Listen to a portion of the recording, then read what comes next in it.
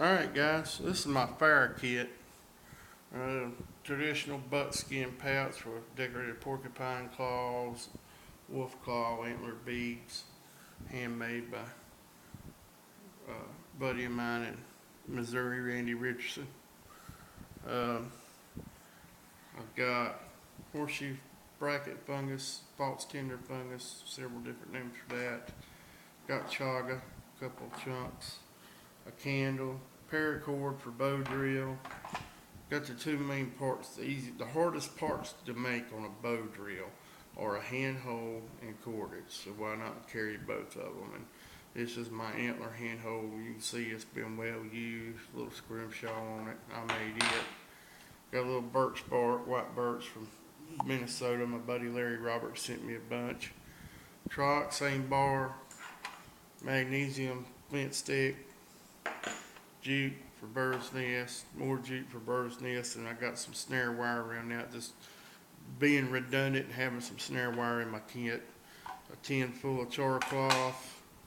Got a piece of a pencil sharpener, and it's great for making tinder. Just take little sticks and shave them just like you do a pencil, make you a little pile of tinder. Works awesome. Big old chunk of black English flint from England. I got from my buddy Eugene Trapper Jack Survival Ruckus.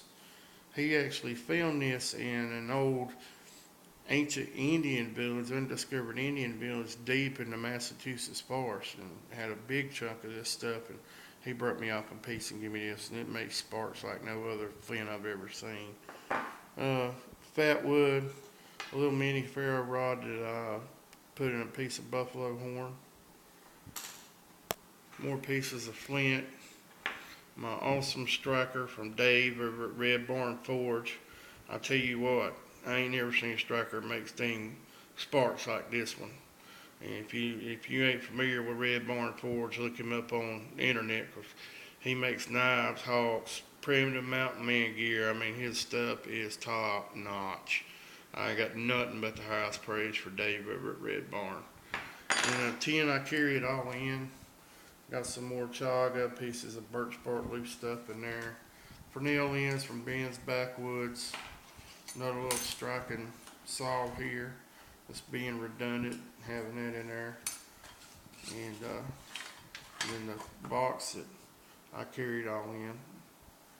And all goes together, but that's my fire kit. And you know, I'm big on having fire. If I ain't got nothing else in the woods, I'm gonna have fire.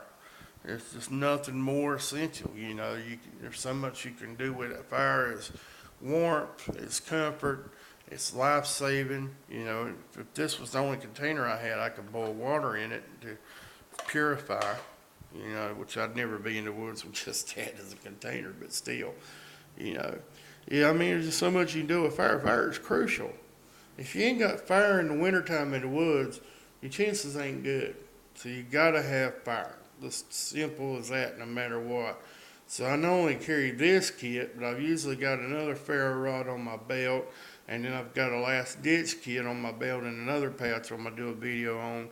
It's got another mag bar and another Fresnel lens in it, because I'm gonna have fire. If I ain't got nothing else, I'm gonna have fire. Oh, another little piece here is a little piece of vertebrae off of a fox. And you can see that hole in it. That's perfect for me, you know, heating up sticks over the fire and then straightening them out to make arrows for primitive bows, primitive arrows. So that's what that's for too. Plus, you can straighten out a hand drill with that too. For a hand drill fire, you can straighten out a crooked stick a little bit with that and make it better. So that's why that's in there. But anyways, guys, that's about it. Fire is crucial. If you ain't got nothing else in the woods, make sure you have fire. Fire and a knife. And that's it.